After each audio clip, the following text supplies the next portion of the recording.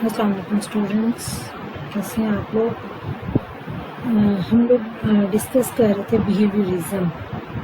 हम लोगों ने इसमें डिस्कस किया आइवन पेवलोव का एक्सपेरिमेंट जो कि उसने एक डॉग पे किया। Ivan Pavlov was a Russian physiologist. He did an experiment on a dog and discovered the principle of conditioning, जिसको नाम दिया गया क्लासिकल कंडीशनिंग का। ठीक है, तो ये हमने डिस्कस किया था कि कैसे उसने डॉग को फूड प्रोवाइड करता था वो, और उसके डॉग के मुंह में स्लाइवा प्रोड्यूस होना स्टार्ट हो जाता था। इस प्रोसेस को उसने कंडीशनिंग का नाम दिया। ये हमने एक्सपेरिमेंट डिस्कस किया था डिटेल में।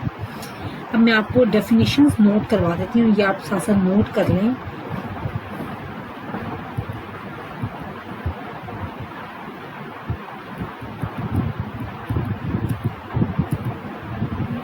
आइवन पेवलोव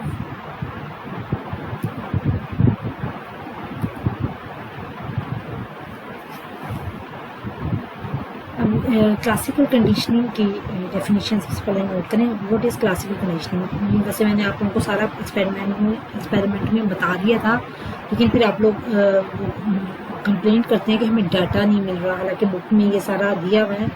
तो लेकिन फिर भी मैं चले आप लोगों को डेफिनेशन इसकी नोट करा देती हूँ ज़्यादा। तो ये नोट कर लें। What is classical conditioning?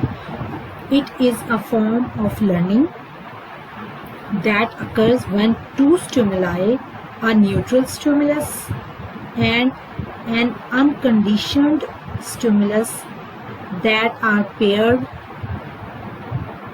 become associated with each other, which leads to a similar response. क्या है जी क्लासिकल कंडीशनिंग?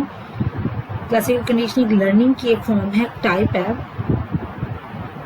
जिसमें दो स्टिमुलस को पेयर्ड किया जाता है, जिसमें दो स्टिमुलस को टुगेदर प्रेजेंट किया जाता है, और जिसमें एक स्टिमुलस क्या होता है, न्यूट्रल स्टिमुलस, और दूसरा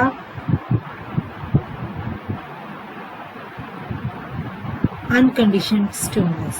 ठीक है, जैसे आइवन पेवलोव ने न्यूट्रल स्टिमुलस क्या था, बेल थी, जो जब वो इंट्रोड्यूस कराता था तो स्लाइवा प्रोड्यूस होना स्टार्ट हो जाता था।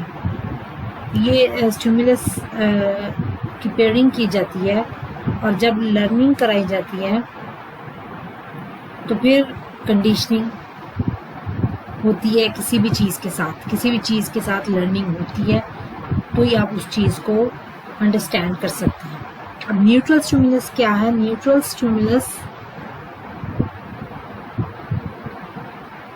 स्टिमुलस की डेफिनेशन नोट करें। A stimulus that before conditioning does not elicit a particular response.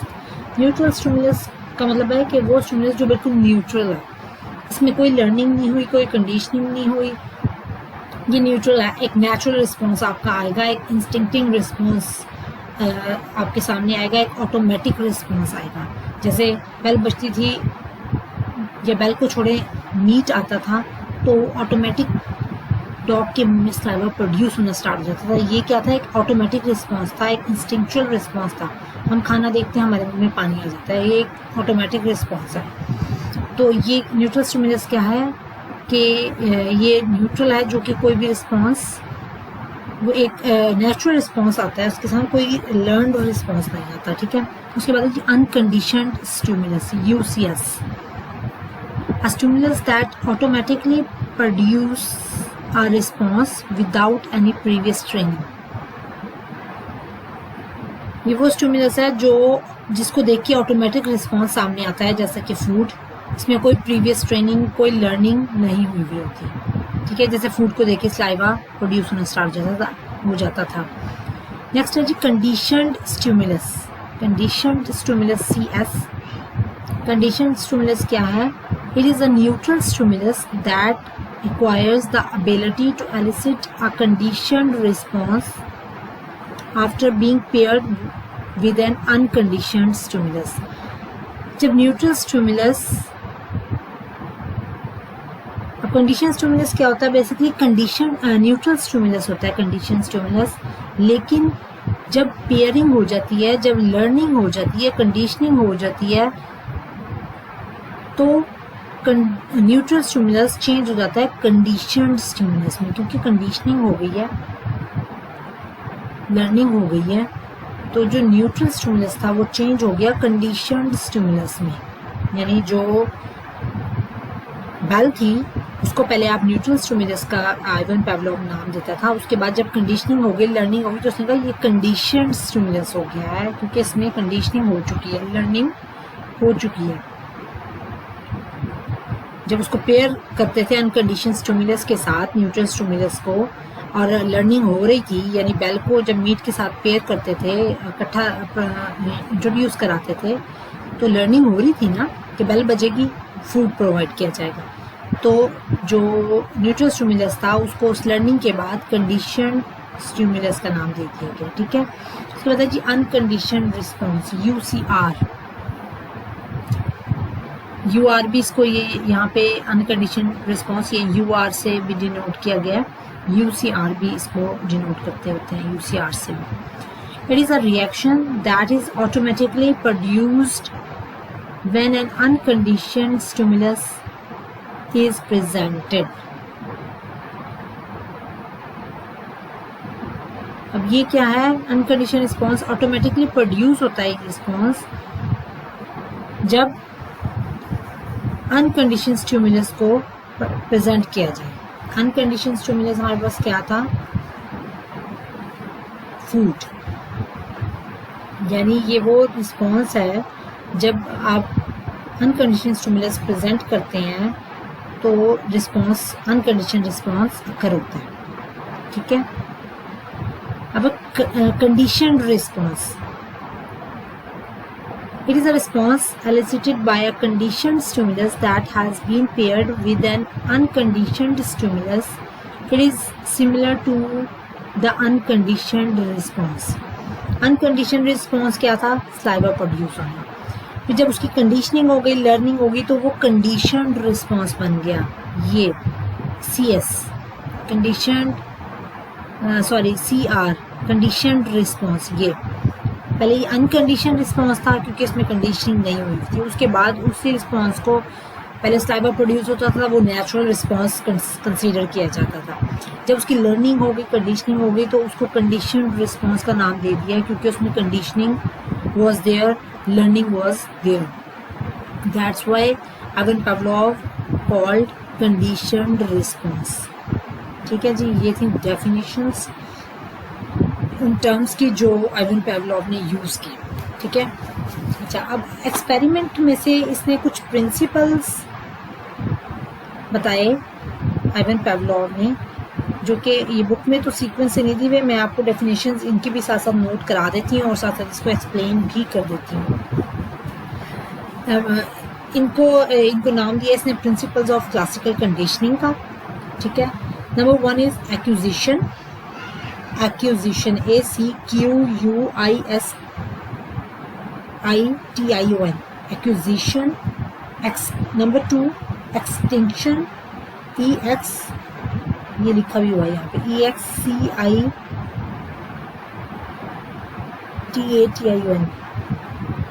Excitation इसने नाम दिया हुआ। वैसे एक्सटिंक्शन का नाम भी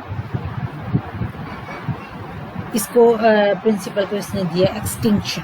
ठीक है, number 3 spontaneous recovery, number 4 spontaneous recovery, SPONTANEOUS, recovery.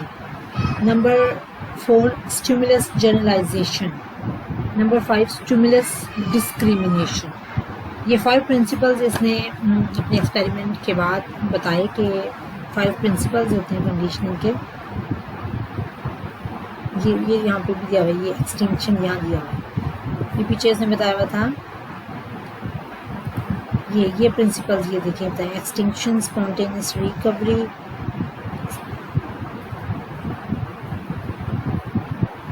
चलिए मैं आपको ये डेफिनेशन नोट करा रही हूँ, ये आप नोट कर लेंगे तो आपको इजी हो जाएगा पढ़ने में। बुक में चलो सीक्वेंस से नहीं दिए हुए, वो सारे इसमें नहीं बताए हुए, ठीक है। Number 1 is acquisition. एक्विजिशन क्या है, डेफिनेशन नोट कर लें। Acquisition is the initial stage of learning when a response is first established and gradually strengthened. Acquisition क्या है, एक्विजिशन इनिशियल स्टेज होती है किसी भी चीज़ को सीखने की, ठीक है। और इसमें एक्विजिशन में ज़ाहिर है स्टार्ट में आप मिस्टेक्स करते हो, आहिस्ता आहिस्ता जो आपका रिस्पॉन्स होता है, जो आपकी बिहेवियर होता है, वो आहिस्ता आहिस्ता स्ट्रेंथन होता जाता है आपके एक्सपीरियंस के साथ साथ, आपके टाइम के साथ साथ, ठीक है। बल्कि जितना एक्सपीरियंस होता जाएगा उतना आपका जो रिस्पॉन्स होगा वो स्ट्रॉन्ग होता जाएगा, ठीक हो गया। एक्विजिशन क्या है, इनिशियल स्टेज है। इसका एग्जांपल मैं आपको देती हूँ कि हम कोई ड्राइविंग जब सीखते हैं, हम कोई भी सीखता है ड्राइविंग, तो शुरू में मिस्टेक्स करता है, गाड़ी हिट भी हो जाती है, मतलब गलत गियर लगा दिया, गलत कट ले लिया, रिवर्स ना हुई, तो ये सारी क्या है, हम मतलब इनिशियल स्टेज होती है ना हमारी। उसके बाद जब हम सीखते जाते हैं, हमारी लर्निंग होती जाती है, तो वो ग्रेजुअली स्ट्रेंथन होता जाता है हमारा बिहेवियर, आहिस्ता आहिस्ता। एकदम से आप परफेक्शन की तरफ नहीं जाते, आहिस्ता आहिस्ता आप मिस्टेक्स कर करके सीखते हो। आप बच्चे को, अपने बेबीज़ को हम सिखाते हैं राइटिंग, ABC आपको लिखना सिखाते हो, तो वो पहले A रॉन्ग लिखेगा, ठीक है, कभी किसी तरह लाइन लगा देगा, कभी किसी तरह, लेकिन आहिस्ता आहिस्ता जब आप उसको बार बार सिखाते हैं, लर्निंग उसकी हो रही होती है, एट द एंड वो मतलब आहिस्ता आहिस्ता वो सही A लिखना स्टार्ट कर देता है, ठीक है। तो एक्विजिशन क्या है, फर्स्ट स्टेज है लर्निंग की, इसमें लर्निंग अभी हो रही होती है, ठीक है। लेकिन आहिस्ता आहिस्ता फिर आप जो रिक्वायर्ड बिहेवियर है उसको वो सीख जाते हो, लर्न कर जाते हो, ठीक है। लेकिन इसमें ग्रेजुअली स्ट्रेंथन होता है ये बिहेवियर। नंबर 2 है एक्सटिंक्शन। एक्सटिंक्शन क्या है, extinction is when the occurrences of a conditioned response decreases or disappear. In classical conditioning, extinction occurs when the conditioned stimulus is presented alone without the unconditioned stimulus for a number of trials. When this is done, the strength of conditioned response gradually decreases. Conditioned stimulus extinction क्या है कि इसमें आपका behaviour जैसे ही gradually strengthen हुआ था acquisition में, इसी तरह एक्सटिंक्शन में ग्रेजुअली वीक होता जाता है, डिक्रीज होता जाता है और आहिस्ता आहिस्ता डिसअपियर हो जाता है। वो क्यों, क्योंकि जब उसको स्ट्रेंथन नहीं किया जा रहा बिहेवियर को, जब कंडीशन जैसे एक्सपेरिमेंट में कंडीशन स्टिमुलस यानी जो न्यूट्रल स्टिमुलस था, कंडीशन स्टिमुलस था बेल, उसको अगर आइवन पेवलोव ने जब लर्निंग होगी उसके बाद सिर्फ बेल बजाता और फूड ना देता, जब एक दफ़ा हुआ, 2 दफ़ा हुआ, 3 दफ़ा ऐसा हुआ कि अनकंडीशन स्टिमुलस ना दिया गया साथ कंडीशन स्टिमुलस के, यानी बेल के साथ फूड प्रोवाइड ना किया गया, तो जो स्लाइवा प्रोड्यूस होता था डॉग के मुंह में वो ऐसा कम होता होता ख़त्म हो गया। डॉग ने क्या सीखा कि ये सिर्फ कंडीशन स्टिमुलस आता है, उसके साथ अनकंडीशन स्टिमुलस यानी कि फूड नहीं आता, तो वो जो रिस्पॉन्स उसका था, कंडीशन रिस्पॉन्स था, स्लाइवेशन था, वो कम होता होता डिसअपियर हो गया वो रिस्पॉन्स। तो इस स्टेज को इसने नाम दिया एक्सटिंक्शन का, ठीक है। यानी जब आप किसी बिहेवियर को स्ट्रेंथन नहीं करते तो वो कम होता होता ग्रेजुअली डिक्रीज होता है, ग्रेजुअली वीक होता है वो बिहेवियर जिसको स्ट्रेंथन ना किया जाए, ठीक है। तो वो डिक्रीज होता होता डिसअपियर हो जाता है, ठीक हो गया। ये इस स्टेज को उसने नाम दिया और इस फेज को उसने नाम दिया एक्सटिंक्शन का। अच्छा जी, spontaneous recovery, third principle is spontaneous recovery. It refers to the reappearance or re-emergence of a previously extinguished conditioned response after a delay.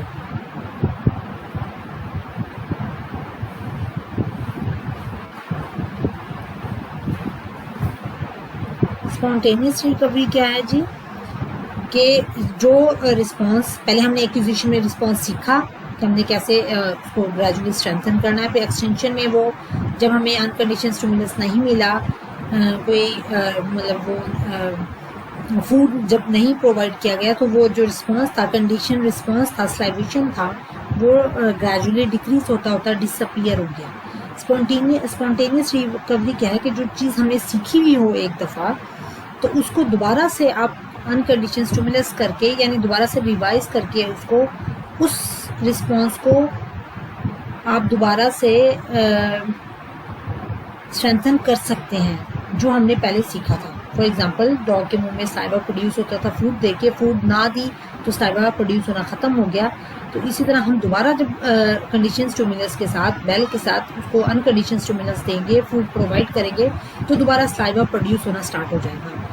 That is called spontaneous recovery. अब देखें, अगर हम ड्राइविंग की एग्जांपल मैंने पहले दी कि ड्राइविंग अगर हम सीखते हैं, ड्राइविंग हमने सीख ली एक्विजिशन में, आहिस्ता आहिस्ता मिस्टेक्स कर करके ग्रेजुअली हमारे लिए जो था वो स्ट्रेंथन हो गया, हमारा बिहेवियर हमने सीख ली, हम चलाने लगे।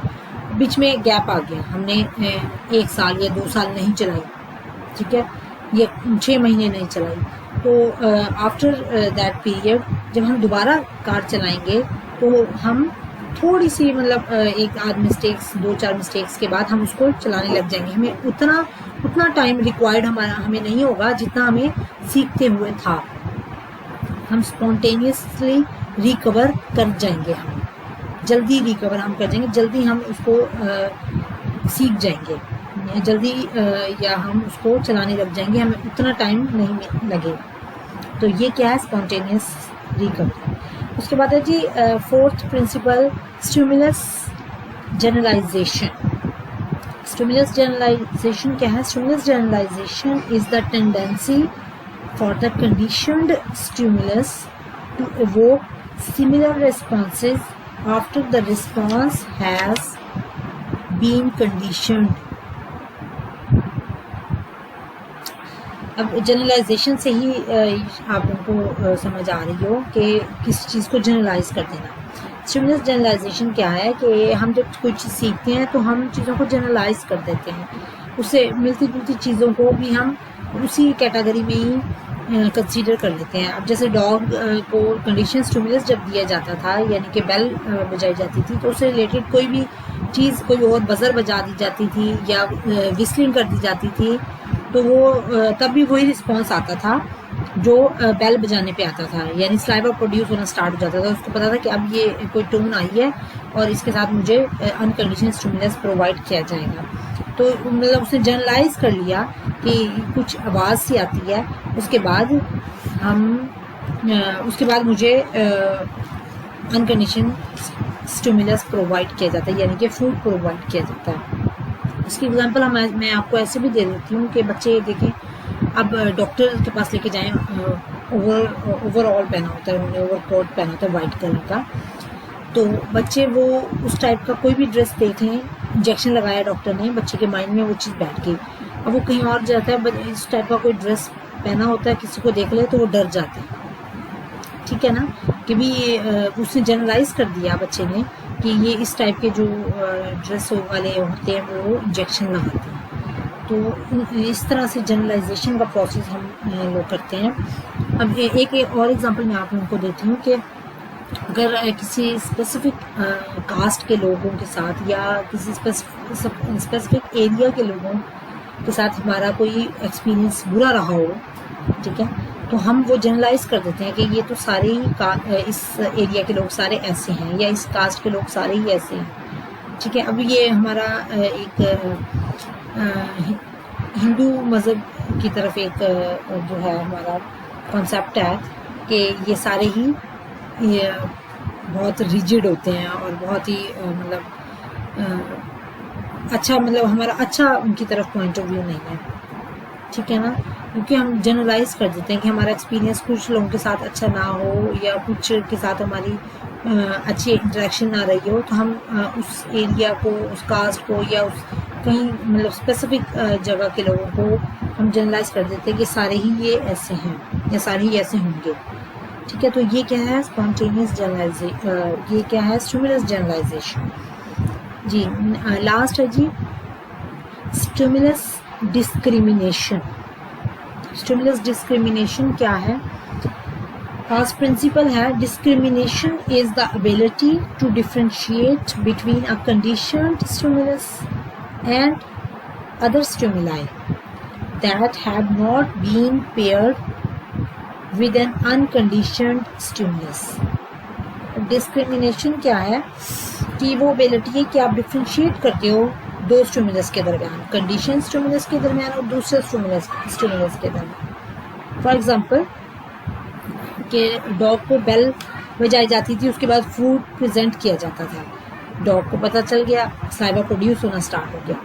अब उसी तरह अगर कोई और बजर बजाई जाती है, उसी किसी और टाइप की टोन दी जाती है या विस्लिंग की जाती है और उसके बाद अनकंडीशन स्टिमुलस प्रोवाइड नहीं किया जाता, यानी फूड प्रोवाइड नहीं किया जाता, उस विस्लिंग के बाद, बेल के बाद फूड प्रोवाइड किया जा रहा है और विस्लिंग के बाद फूड प्रोवाइड नहीं किया जा रहा, तो जो डॉग है वो डिस्क्रिमिनेट कर लेता था कि इस आवाज़ पे मुझे मिल रहा है अनकंडीशन स्टिमुलस और इस आवाज़ पे नहीं मिल रहा, इस आवाज़ पे मुझे फूड मिल रहा है बेल की आवाज़ पे और मुझे विस्लिंग की आवाज़ पे फूड नहीं मिल रहा. तो उसने फ़र्क सीख लिया कि इस आवाज़ पे मुझे फूड मिलेगा और इस आवाज़ पे फूड नहीं मिलेगा. तो उसने डिस्क्रिमिनेट करना स्टार्ट कर दिया. उसने मतलब वो सीख गया कि इस चीज़ पे ये रिस्पॉन्स देना है और उस पे नहीं. ठीक है, तो ये थे जी अब प्रिंसिपल्स जो आइवन पेवलोव ने बताए अपने एक्सपेरिमेंट के बाद. ये आज हमारा कंप्लीट हो गया क्लासिकल कंडीशनिंग. डेफिनेशंस भी मैंने आप लोगों को नोट करवा दी हैं ताकि आप लोगों को ये इशू ना हो जी मटेरियल नहीं मिल रहा. अब हम इसके बाद हम लोग स्टार्ट करेंगे नेक्स्ट उसमें न्यू बिहेवियरिज्म. ठीक है, उसमें फिर हम स्किनर को डिस्कस करेंगे. यहाँ तक जो कुछ भी ना आप लोगों को समझ आया तो आप व्हाट्सएप से पूछ सकते हैं. ठीक है, ओके जी, टेक केयर, अल्लाह हाफिज़.